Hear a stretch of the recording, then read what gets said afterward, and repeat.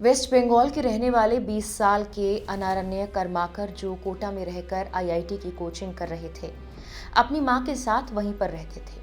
7 फरवरी की रात को अनारण्य और उनकी मां उस बिल्डिंग के पास से गुजर रहे थे जो अचानक भरभरा कर गिर गई। इस हादसे में अनारण्य की मौत हो गई और उनकी मां गंभीर रूप से घायल हैं। उन्हें अस्पताल में एडमिट करवाया गया है। अनारण्य के पिता अभिजीत कर्माकर लगातार रात 9 बजे से बेटे और पत्नी को फोन कर रहे थे, लेकिन कोई जवाब नहीं मिल रहा था। जब उन्हें इस हादसे की खबर मिली तो उनकी पूरी दुनिया उजड़ गई। जिस बेटे को वो इंजीनियर बनते देखने का सपना देख रहे थे, वो हमेशा के लिए उनसे छिन गया। अनारण्य की कहानी सुनकर हर कोई स्तब्ध हो जाता है।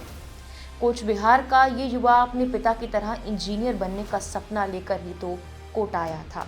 चूंकि वो अक्सर वहाँ की कोचिंग और परीक्षाओं के तनाव के कारण मानसिक दबाव महसूस करता, इसीलिए उसके माता पिता बारी बारी से उसके साथ रहकर उसे भावनात्मक सहारा देते रहते। किसे पता था कि बेटे के पास रहकर भी उसे बचाया ना जा सके।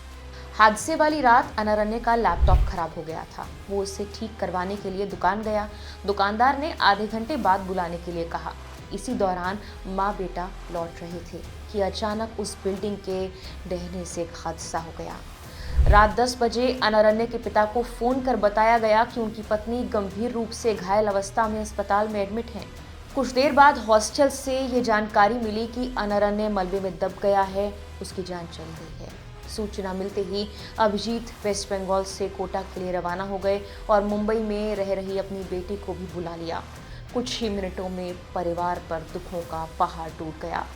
कोटा के मेडिकल कॉलेज हॉस्पिटल की मॉर्चरी में पहुंचे छात्र का परिवार हादसे से सदमे में था। उन्होंने बताया कि अनारण्य पिछले 2 साल से कोटा में रहकर इंजीनियरिंग कॉलेज की एंट्री एग्जामिनेशन की तैयारी कर रहा था। पिता अभिजीत कर्माकर ने हादसे के बाद सरकार से मांग की कि पूरे मामले की जांच की जाए, दोषियों को सख्त सजा दी जाए ताकि ऐसे हादसे दोबारा ना हो।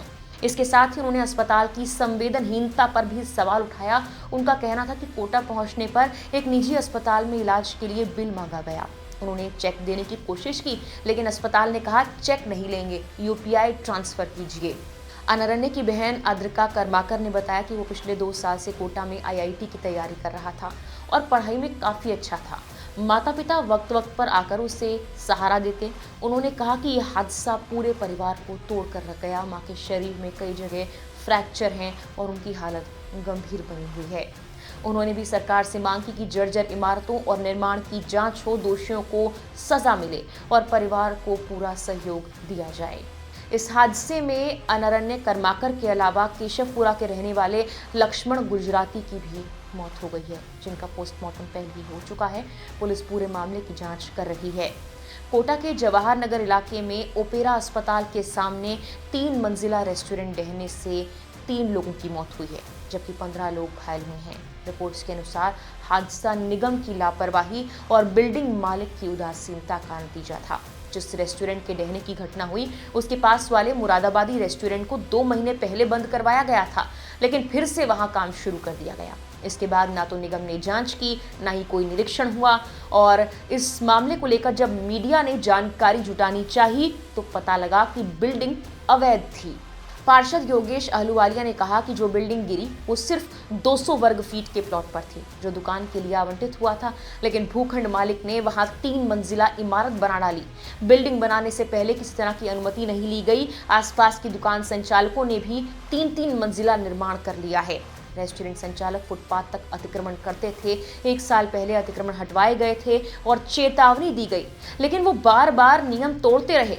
2 महीने पहले फिर से कार्रवाई हुई और रेस्टोरेंट बंद करवाया गया, लेकिन 15 से 20 दिन बाद इसे फिर से चालू कर दिया गया।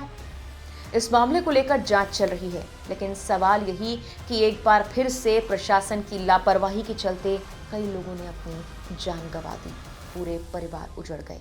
फिलहाल के लिए इस वीडियो में इतना ही।